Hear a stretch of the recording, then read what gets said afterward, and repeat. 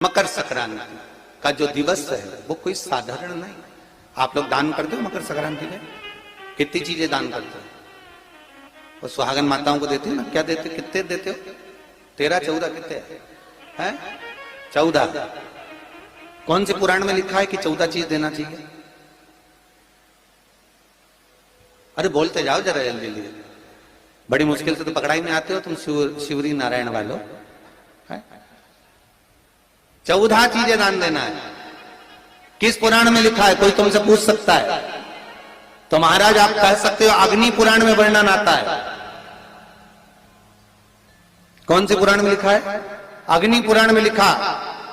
देवऋषि नारद भगवान विष्णु के पास जाकर पूछते हैं, नारायण कृपा करिए। भगवान विष्णु ने पूछा क्या बात है, बोलिए। देवऋषि नारद क्या चाहते क्या हो वो बताओ।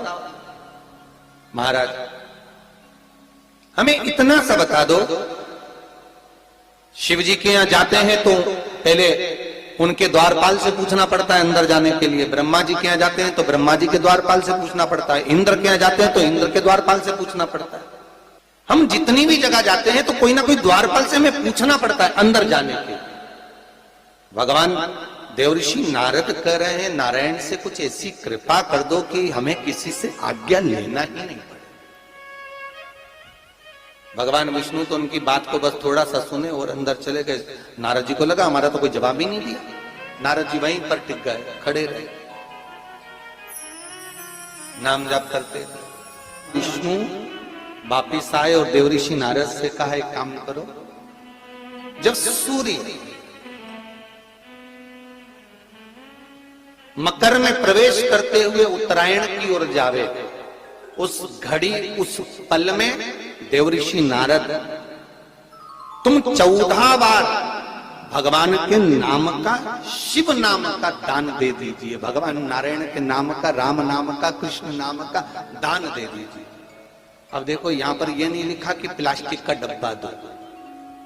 समझ लेना जी अच्छे से कि लोगों ने दान को कितना भ्रष्ट कर दिया वो बताया जाएगा।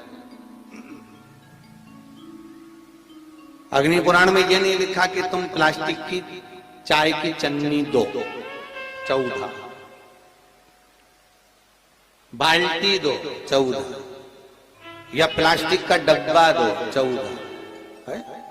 यहां पर यह नहीं लिखा है कुछ भी हो। यहां क्या लिखा अग्नि पुराण में कि मकर संक्रांति के दिन जब सूर्य उत्तरायण भाव में प्रवेश करे, मकर में जावे, उस समय पर देवऋषि नारद तुम्हारे मुख से अगर 14 बार भगवान के नाम का दान 14 जीवों को दे आओगे तो किसी भी देवता के पास जाओगे तुम्हें परमिशन की जरूरत नहीं पड़ेगी, तुम डायरेक्ट प्रवेश कर जाओगे। डायरेक्ट।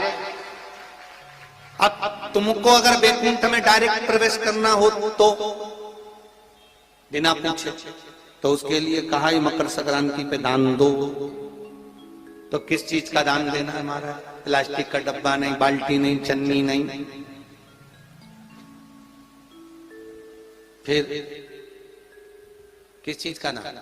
तो कहा अगर देवर्षि नारद आप दान दे रहे हो तो 14 नाम का दान दीजिए। 14 जीवों को नाम का दान दे दो, भगवान के नाम का भजन करो। और अगर संसार के लोग दान दे तो किस चीज का? तो के अन्न से बड़ा कोई दान, अन्न से बड़ा कोई दान। अच्छा, कई लोग कहते हैं कि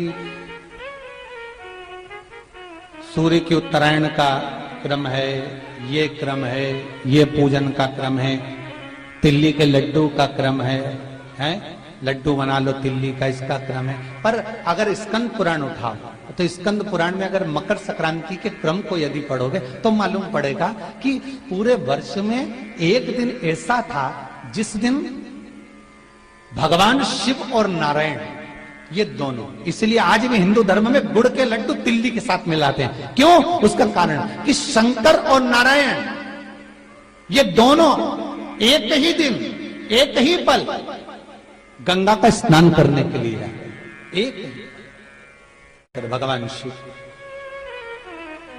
देखिए कितना कितना हमारे हिंदू धर्म में एक एक तिथि का, एक एक बार का एक एक महत्व है, उसको समझिए।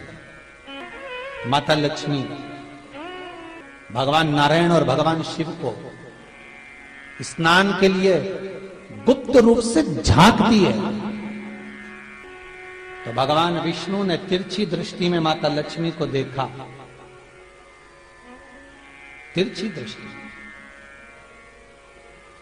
तो माता लक्ष्मी को देखकर भगवान विष्णु शिव जी को देखे तो शंकर भगवान ने कहा, नारायण हमने देख लिया महारानी लक्ष्मी झांक रही है, हमने वर दे दिया है कि लक्ष्मी का एक नाम गुप्त लक्ष्मी रहेगा, ये छुपी रहेगी।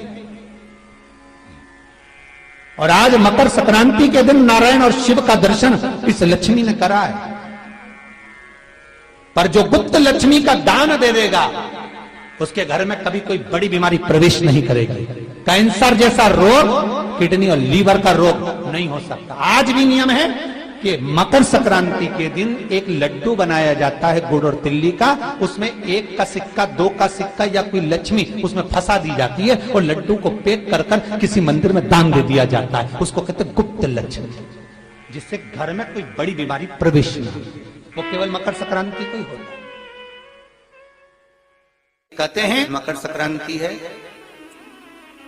जिस समय पर कल सूर्य उत्तरायण आ जाए और पहले दिन उत्तरायण के दिन ही जब संध्या का समय होता है, शाम का समय होता है महाराज, संध्या का जो समय होता है शाम का, अगर कोई बच्चा पलंग पर बाथरूम करता हो, गंदगी करता हो, सारी औषधि कर ली, दवाई कर ली, और या बच्चा रात्रि को उठकर चिड़चिड़ करता हो या रोता हो रात भर महाराज, उसके लिए, या माता के स्तनों में बच्चे को पिलाने के लिए दूध ना आता हो उसके लिए, या बच्चा रुदन करता हो